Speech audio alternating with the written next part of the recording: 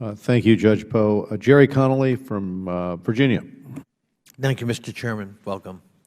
Ambassador Jones, in reading your testimony, I assume this testimony was vetted in the State Department and other councils of foreign policy in the United States government? Yes, it was. I'm reading what I think is one of the most extraordinary statements I've ever read from a United States official. Following the historic January 2011 revolution, the Brotherhood's Freedom and Justice Party won parliamentary elections, and President Morsi was voted into power in an election viewed as free and fair. I assume that statement means it was a democratic process and he was democratically duly elected as president. Is that correct? That was the assessment at the time, yes. Thank you. No, it's the assessment today. You made that assertion. Yes. Mr. Morsi, however, proved unwilling or unable to govern in a way that was inclusive, alienating large swaths of Egyptian society, and the interim government that replaced him July 3rd responded to the desires of millions of Egyptians who believed the revolution had taken a wrong turn. Am I to understand from that that the United States government is saying, even if you win a free and democratic election, if you alienate people in your governance, it's okay to overthrow it? Because I can think of some American administrations that might qualify for that. We assessed the situation on the ground on leading up to June 30th, July 1st, as being because of the millions of Egyptians in the street. We assessed that as demonstrating considerable discomfort and unhappiness with the direction that the Egyptian democratic experiment was moving under President Morsi. Madam Ambassador, you and I are old enough to remember the Vietnam War protests. I participated in them. There were millions of Americans who went in the streets of this country for years protesting President Johnson, President Nixon, and the Vietnam War policy. Under your logic, that would have delegitimized those two administrations. Here's the way I would describe it.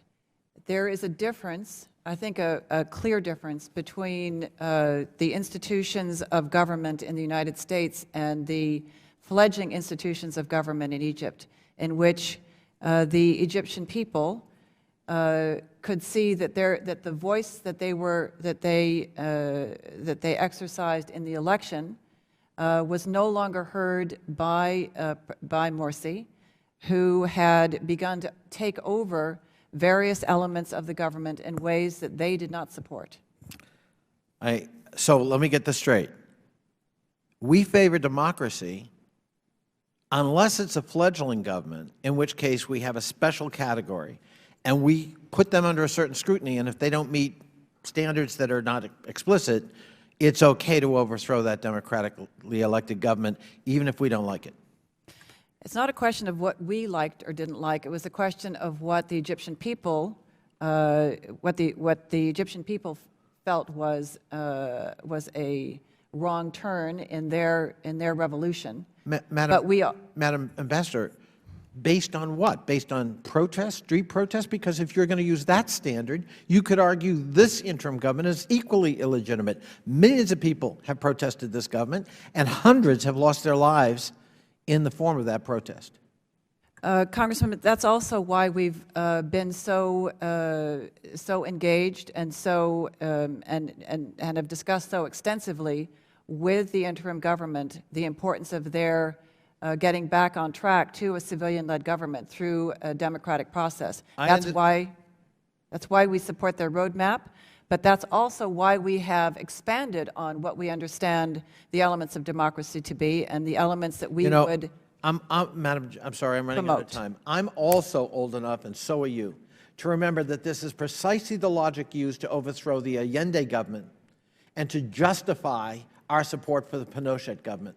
And it led to years of repression in the oldest democracy in the Western Hemisphere, in the southern part of the Western Hemisphere. It led to thousands of people being killed, tortured, and disappeared. In my view, it is not okay for the United States of America to say it's okay to overthrow a democratically elected government, however fledgling, and however much we disagree with it. And it's a sad day for me to sit here and see my government make such a statement. With that, I yield back, Mr. Chairman. Thank the gentleman. for yielding back.